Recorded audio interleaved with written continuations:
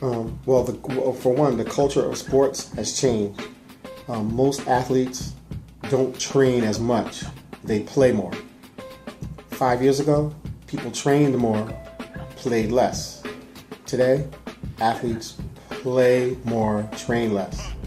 So for me, I have to be really good in the short amount of time that I have with my kids, knowing that they're probably not going to go home and take 200, 300 swings a day.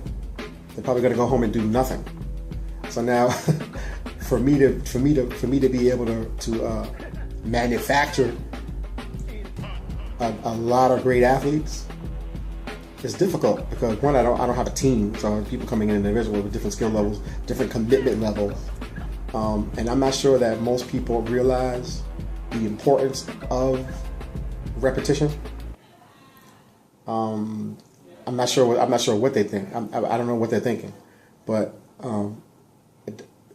I try to motivate people. Like, hey, you know what? You got to work harder. You got to work harder. And it's the same with anything else. It's the same with anything. If you're a student in school, you're going to go get a tutor.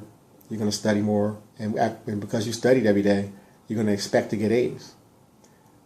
So I don't know why it would be different in sports, or why people would think it would be different in sports when, if you're putting in no effort, why do you expect to be a great athlete and expect to go D1 or whatever everybody's goals are? Why would you expect to have to be at the pinnacle of your game when you actually put almost no effort in, a little or no effort in? And just because you go to your team practices, that's not training, that's team practice. Training is what you do when you're by yourself, when you're getting that extra work in. Practice is something that you kind of have to go to, and it's like, oh, okay, I'm going to go to my team practice. But that may or may not be, depending on the team, the atmosphere that you need to be in as a player looking to go to the next level. You need to be doing more and working on your personal game.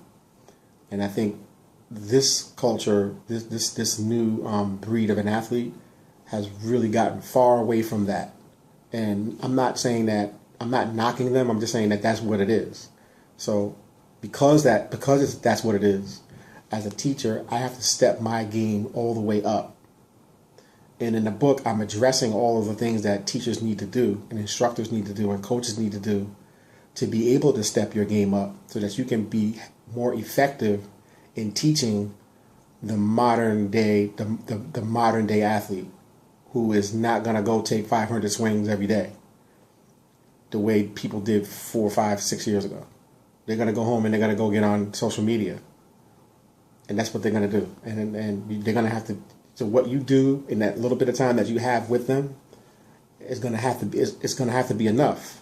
And if you don't step up, if you don't increase your ability to make them better, if you don't begin to change some of the things that you've been doing, you're not going to be effective. And it's not a reflection on what you know or don't know. You can have a lot of knowledge, you can really know the game. But being able to be an effective and an efficient teacher is going to be something that's going to elude you, because you have not made an adjustment to the new athlete that we're training. Swag 101 deals with that.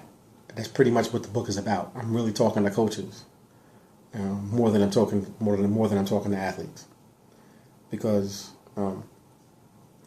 it's a new day. Complete game master, home run blaster, striking out all competition. Sabathia, NY logo. Started off so paid my dues with Rob Cruz, now it's all-star photos. Now I'm like two hosts, but Rob gets the kudos. He strengthened my mechanics, but he showed me all the red oaks. So how can I choke? Major League is what I'm after. Remember the name, Complete Game Master.